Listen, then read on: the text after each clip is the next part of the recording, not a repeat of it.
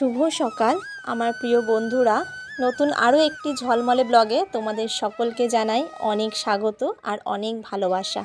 আর এদিকে দেখতে পাচ্ছ প্রতিদিনের মতো আজও কিন্তু বেরিয়ে পড়েছি ঠাকুরের ফুল তুলতে। এখনও কিন্তু ভালোভাবে সকালের আলো ফুটে ওঠেনি, তাহলে বুঝতেই পারছো ঘড়িতে এখন ঠিক কটা বাজে। হ্যাঁ, ওই ঘুম থেকে ওঠা হয়েছে 4:30 নাগাদ, আর ঘর থেকে ফ্রেশ হয়ে বার হয়েছি 4:45। তোমরা হয়তো অনেকেই মনে করতে পারো যে এত সকালে ঘুম থেকে ওঠার কারণটা কি।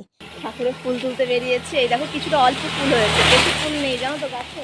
ঘড়িতে বাজে ঠিক 5টা, আর এখনই দেখছি গাছ প্রায় মোটামুটি খালি, তবে যা টগর ফুল পাওয়া গেছে এটা হয়ে গেছে, এটাতে আমার হয়ে যাবে অনেকটা। আর চলো ওইদিকে যাই, কটা জবা ফুল তুলে আনি। এই সময়টা ধরে ঠিক না উঠলে কোনো কাজের যেন ঠিকমতো দিশে খুঁজে পাই না।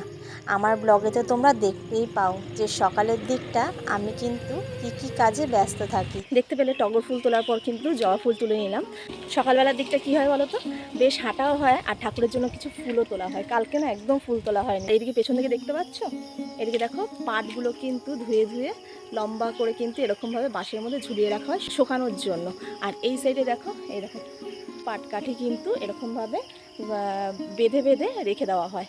তা এই পাটের থেকে কিন্তু ওই যে পাটের যে দড়ি, পাটের যে সুতোগুলো যেগুলো দিয়ে আমরা নানা রকমের জিনিসপত্র পেয়ে থাকি, ব্যাগ, আরও নতুনত্ব চট দড়ি এইসব আর কি। তা সেই সব জিনিসগুলো কিন্তু আমরা এই পাটের দড়ি থেকেই পেয়ে থাকি।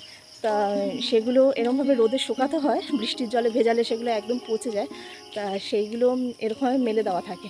আর এই যে এরকম সারি সারি পাটকাঠিগুলোকে বেঁধে বেঁধে বোঝা করে করে কিন্তু শুকিয়ে রাখা হয়। তো চলো বেশিক্ষণ আর বকবক করলাম না তোমাদের সামনে, এবার বাড়ি গিয়ে বাসি কাজে হাত দিতে হবে। সঙ্গে থাকো। দেখো বাড়ি এসে কিন্তু আগে এঁঠো থালা বাসনগুলো বার করে কলতলায় রাখছি। হ্যাঁ, এত শর্ট টাইমে সকালের দিকটায় কাজগুলো সেরে ফেলতে হয় যে তোমাদের সাথে 2 মিনিট গল্প করব বা এদিক ওদিকের পরিবেশ ঘুরে ঘুরে দেখাবো, সেটা যেন একদম সময় হয়ে ওঠে না। কটা দিন ধরেই ভাবছি যে মর্নিং ওয়াক করতে বের হব, ভেবেই যাচ্ছি জানো তো। যেহেতু সকালবেলার টাইমগুলো অনেকটাই শর্ট টাইম, সেই কারণে আর সাহস করে উঠতে পারছি না। হ্যাঁ, তবে মর্নিং ওয়াকের ভিডিও খুব শিগগিরই তোমাদের সামনে নিয়ে আসব। আমি কোনো কিছুকেই অসম্ভবের মধ্যে রাখতে চাই না জানো তো। টাইম অ্যাডজাস্ট করলে সব কিছুই যেন সম্ভব হয়ে ওঠে। তো এদিকে তোমাদের সাথে গল্প করতে করতে এঁঠো থালা বাসনগুলো সব মেজে ঘষে নিয়ে কিন্তু ঘরে চলে গেলাম। আর জলের যে বালতিটা ছিল সেটা বার করে দৌড়ের সামনেটা একটু জল দিয়ে ধুয়ে দিলাম। তো এইদিকে জলের বালতিটা ভালো করে ভরে নিয়ে কিন্তু ঘরে চলে যাচ্ছি। এই জলটা কিন্তু আমার রান্নার জন্য ভীষণ দরকার। আর এদিকে ঘরে এসে ছাতু মুড়ি আর দুধ দিয়ে ভালো করে মেখে নিয়েছি। কার জন্য জানো তো, তোমাদের দাদা ভাইয়ের জন্য। আমার তো টিফিন বানাতে বানাতে অনেকটাই এখনও পর্যন্ত সময় লাগবে, তবে ততক্ষণ সময় আর তোমাদের দাদা ভাইয়ের হাতে নেই। যেহেতু অনেক সকালেই কাজে বেরিয়ে যেতে হয়, সেই জন্যই ঘরে চটজলদি যে জিনিসগুলো থাকে সেটা দিয়েই কিছু টিফিন বানিয়ে দিয়ে দিই।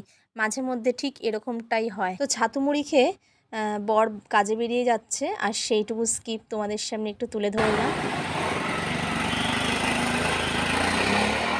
ঘরের দিকে এসে আটার ভাণ্ডটা নিয়ে বসে পড়েছি, আর প্যাকেট ভর্তি আটা নিয়ে।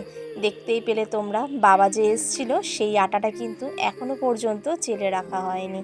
আমি না এরকমই করি, ছুটির দিন দেখে একটু আটাটা একেবারে চেলে রেখে দিই।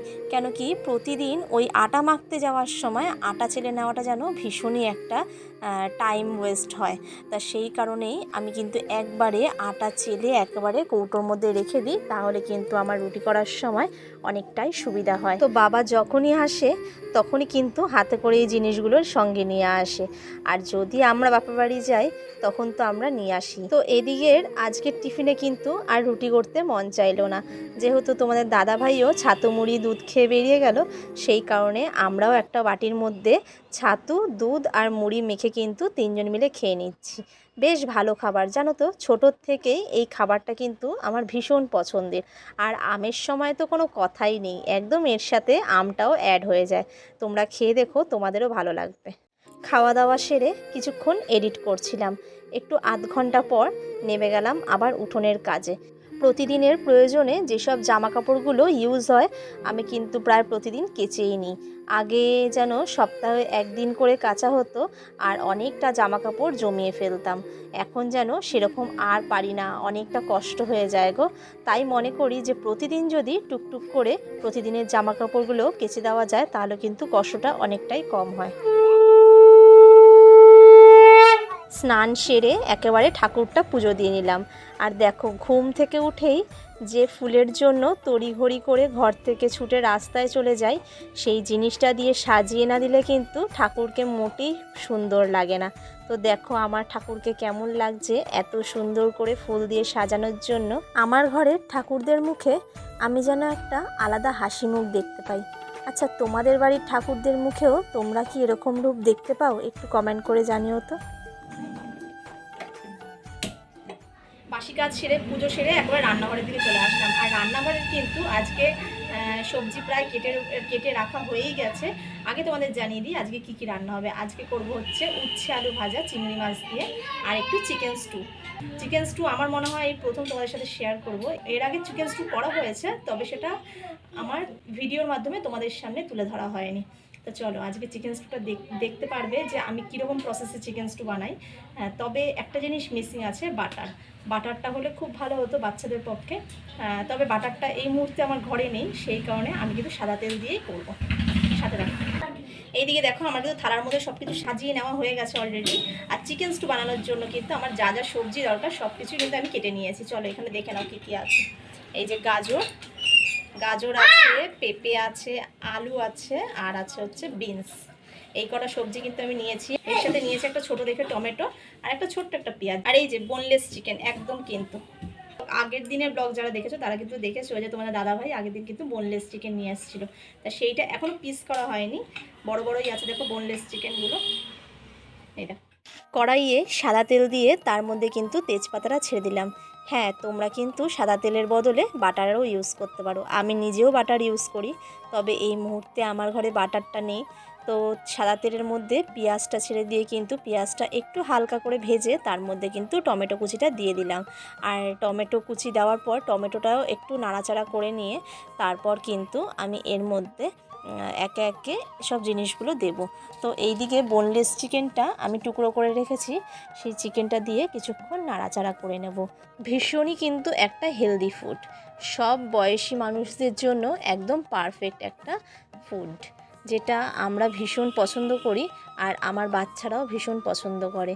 মাঝে মাঝে যখন অনেক রিচ খেতে খেতে মনে হয় যে একটু হালকা জাতীয় কিছু খাবার খাই, তবে সেটা একটু চিকেন গন্ধ থাকবে আর একটু টেস্টি মতনও হবে, তখন কিন্তু আমি এই রান্নাটা করি। আর এই রান্নার মধ্যে যে যে সবজিগুলো পড়ে সেগুলো তো তোমরা বুঝতেই পারছো যে বাচ্চাদের জন্য কতটা হেলদি। শুধু বাচ্চাদের জন্যই নয়, দেখে বুঝতে পারছো যে ঘরের কিন্তু আমরা প্রতিটা মানুষই খাই আর পছন্দ করি। তো আজকে এই প্রথম আমার ব্লগে কিন্তু তোমাদের সাথে এই রান্নাটা শেয়ার করলাম। আর এর মধ্যে কিন্তু আমি কোনো রকম মশলা অ্যাড করব না, শুধু একটা কাঁচা লঙ্কা চিড়ে দিয়েছি আর গোলমরিচ আর আদা বাটা।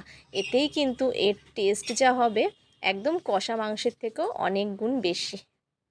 তো কড়াইয়ে তো আমার কষানোটা কমপ্লিট হলো, তারপর কিন্তু আমি কুকারে দিয়ে দিচ্ছি। কুকারে দেওয়ার ফলে যে সুবিধাটা হয়, আমার খুব তাড়াতাড়ি রান্নাটা কমপ্লিট হয়ে যায় আর প্রতিটা সবজি কিন্তু খুব ভালোভাবে বয়েলড হয়, যেটা আমার দরকার। তো এর মধ্যে মাপ মতন জল দিয়ে তারপর কিন্তু আমি ঢাকা দিয়ে বসিয়ে দিচ্ছি।